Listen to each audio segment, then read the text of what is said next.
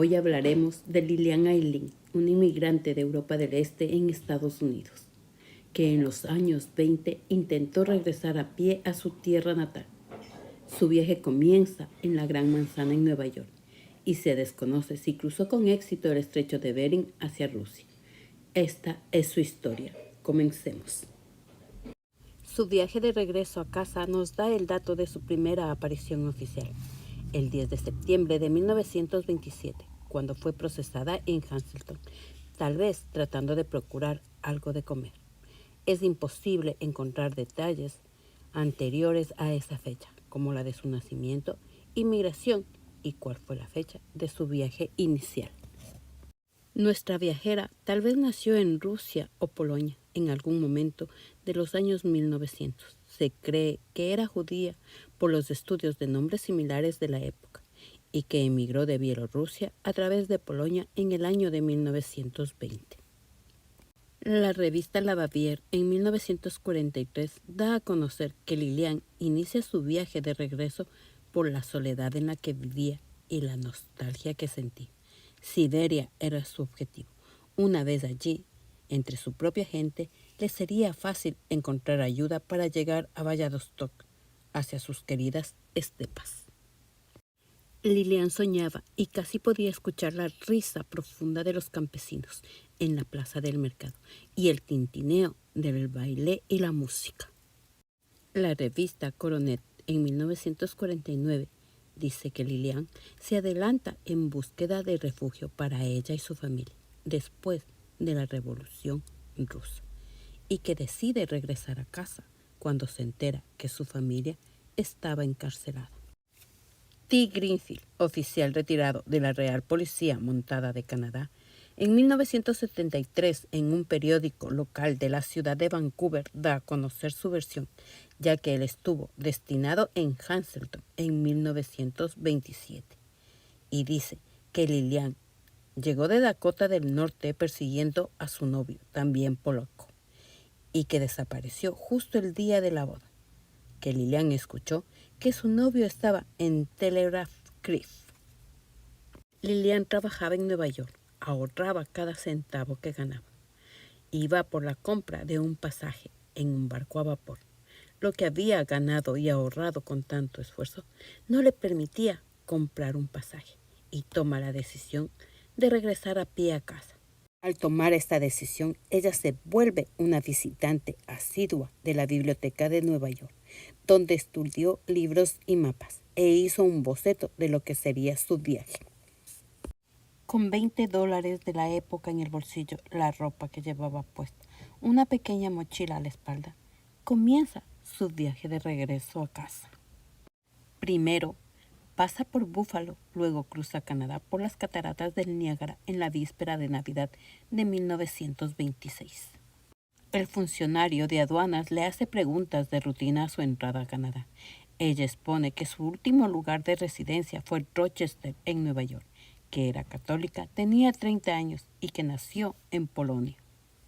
Se calcula que Lilian caminó 30 millas por día, un equivalente a 48 kilómetros. Este se promedia desde Vancouver a Smithers. Hay personas que recuerdan su paso por Chicago, Minneapolis, Winnipeg, donde trabajó en restaurantes, y luego en campos agrícolas, donde trabajó en la cosecha en Canadá, y donde su historia es más conocida, recordada y contada. El 10 de septiembre de 1927, Lilian se encontraba ya en el extremo occidental de Canadá, a 60 millas o 97 kilómetros al norte de Hazleton. Lilian es detenida en la cabina 2 del Yukon por un instalador de telégrafos en el camino del telegrafista. Ya había caminado para ese entonces 1000 millas o 1600 kilómetros al extremo norte de Canadá. El camino del telégrafo contaba con cabinas y personal que daban mantenimiento y retransmitían los mensajes. Estas se encontraban a intervalos de 30 millas cada una. El linero que se encuentra con Lilian la nota andrajosa y desnutrida. Escucha su relato y su intención de llegar caminando a Siberia. Después de esto, llama a las autoridades de Hazleton. El agente J.A. Weyman llega a la cabaña 2 y sabiendo que el invierno sería mortal y preocupado por su bienestar, la regresa a Hazleton, aunque llora y suplica que le deje continuar. Lillian es arrestada y acusada de vagancia. Cuando la registran, encuentran 2 billetes de $10 y un tubo de 18 pulgadas, que según ella era para defensa personal contra los hombres, mas no contra los animales. Pasa los siguientes 2 meses en la prisión de Ocala, cerca de Vancouver, como alternativa al pago de la multa de $25 por vagancia. Ahí encontró refugio, comida, abrigo y descanso. Tiempo después fue liberada y pasó el resto del invierno trabajando en un restaurante. Ahorra dinero y reanuda su viaje en mayo o junio de 1928. El 19 de julio llega a Smithers, lo que significa que recorrió un promedio de 30 a 40 millas diarias, 48 o 64 kilómetros a pie, desde que salió de Vancouver. Para este momento, su historia ya era conocida entre la Fuerza Policial de Columbia Británica.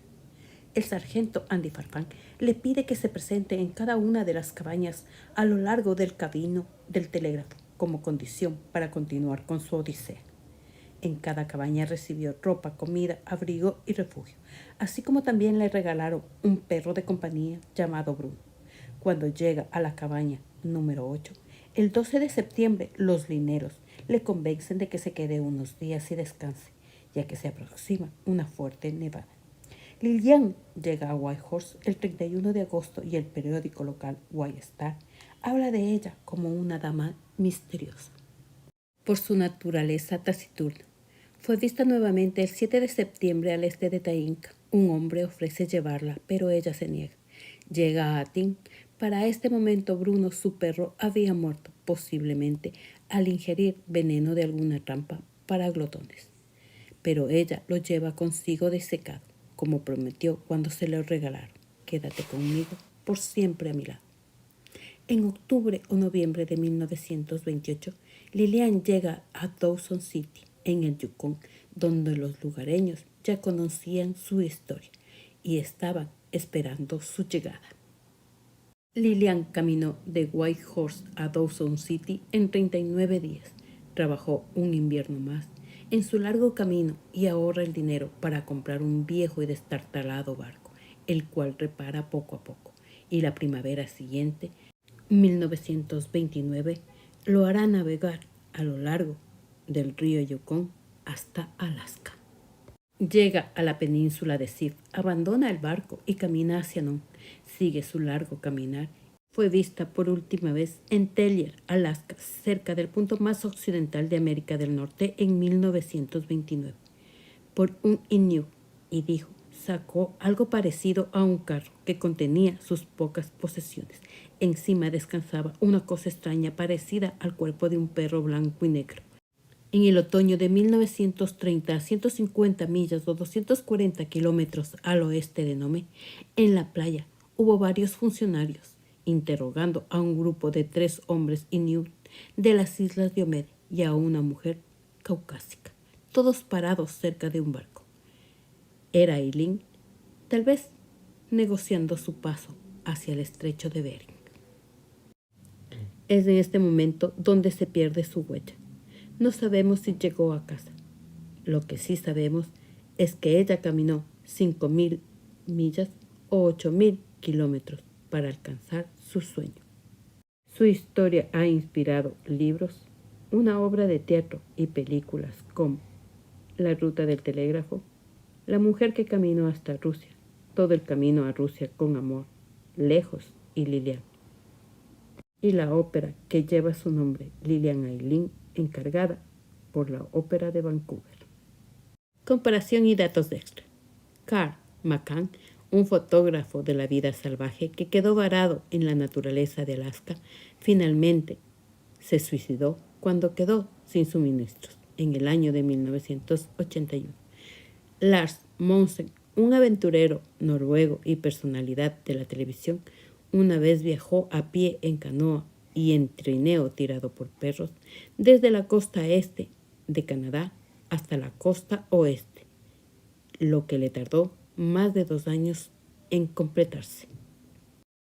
Lilian Ayllin es una mujer para recordar, de temple, constancia y que esperemos haya cumplido su sueño de llegar a casa. Con una historia que vale la pena recordar, yo de ustedes me despido y nos vemos en la siguiente en Cuéntame, Alexa.